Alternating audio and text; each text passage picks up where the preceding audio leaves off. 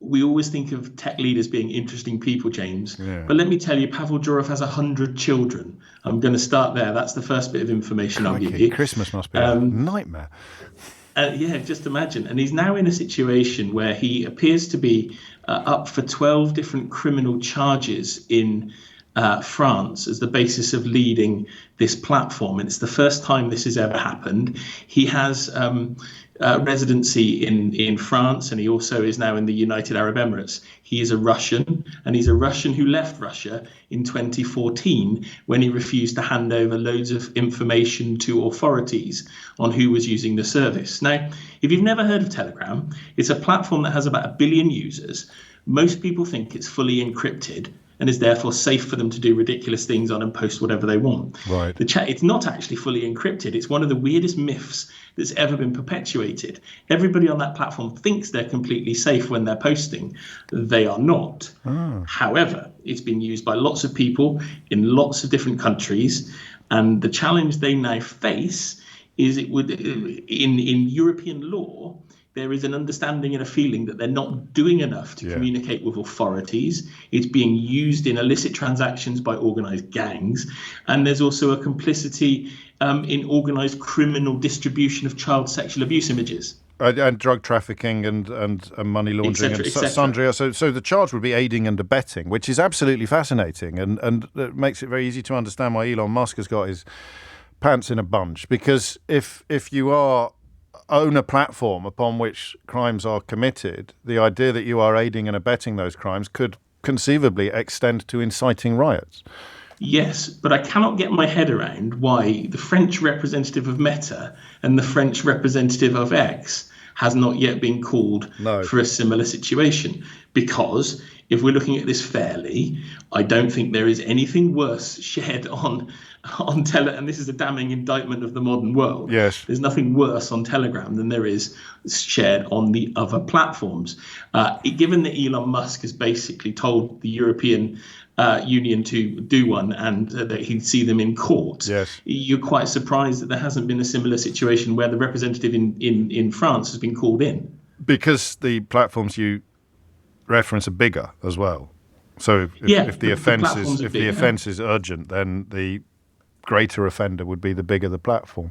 Do you want to speculate on that at all? Do you want to wonder out loud why it might have? Well, I'm intrigued. Because they've got to start somewhere, haven't they, if they are serious about addressing this kind of thing? Yeah, no, I agree with that. But why start with the least consequential of platforms? Meta has billions of users in Europe. X definitely doesn't have billions of users in Europe, but it's talked about by lots of people. And in terms of press coverage, it over-indexes. It's talked about all the time in places for mostly being a cesspit in 2024. But nothing happens with it, James. Nothing. Those organisations don't have anything happen to them. Elon Musk can bait the EU. There are some theories. Well, they're taking action against Twitter, aren't they?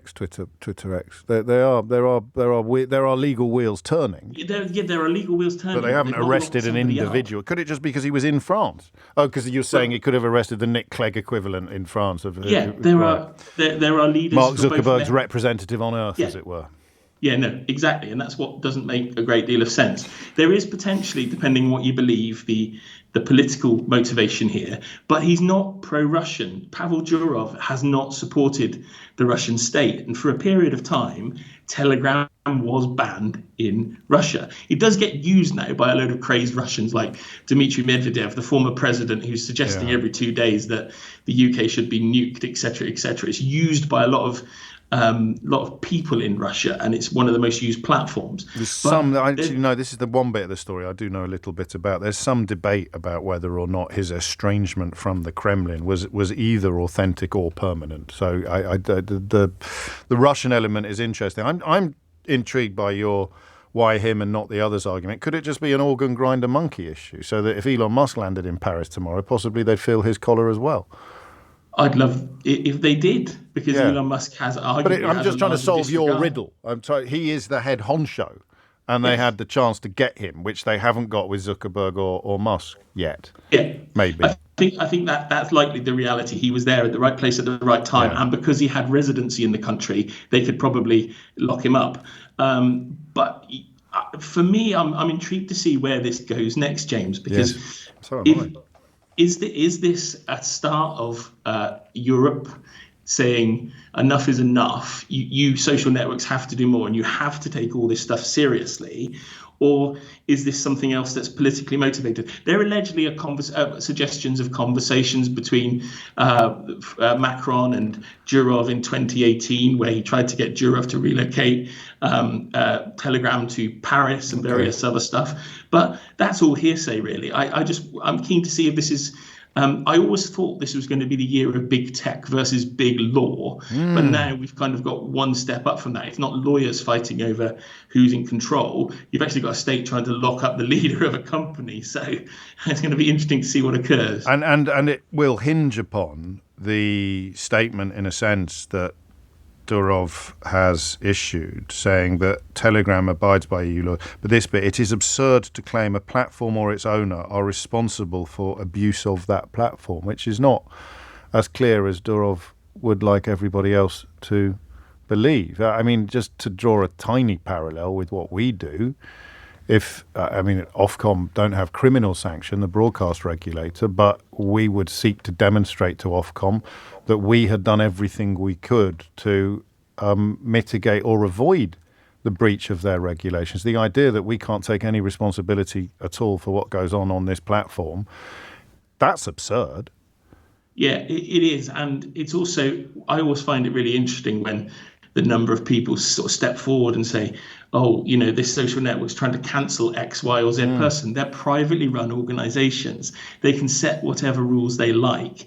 But also, I don't think they can back away when somebody says they're not doing enough. Yeah. The fact that independent experts, for example, are saying there is this organized criminal distribution of child sexual abuse images on that platform, and various embedded European organizations recognized as world leaders in trying to get this stuff off the internet cannot get proper conversations with people at Telegram, should tell you all you need to know about how seriously they're taking their responsibility as a platform. And one wonders finally, Will, whether or not all of the hard of thinking social media users currently bleating about free speech and Orwellian nightmares realize what it is that they are actually supporting. Exactly, and you've nailed it on the head. And for all of those people, James, who think it's a free speech, it's a free speech empire. Elon Musk puts non-disclosure agreements on pretty much everybody that leaves his company. So much for Mr. Freedom of Speech. Will Guyatt, beautifully put. And thank you as well for allowing us to ride roughshod over your schedule this morning and being there behind the glass, lest we need to break it in cases of emergency. I'm grateful to you.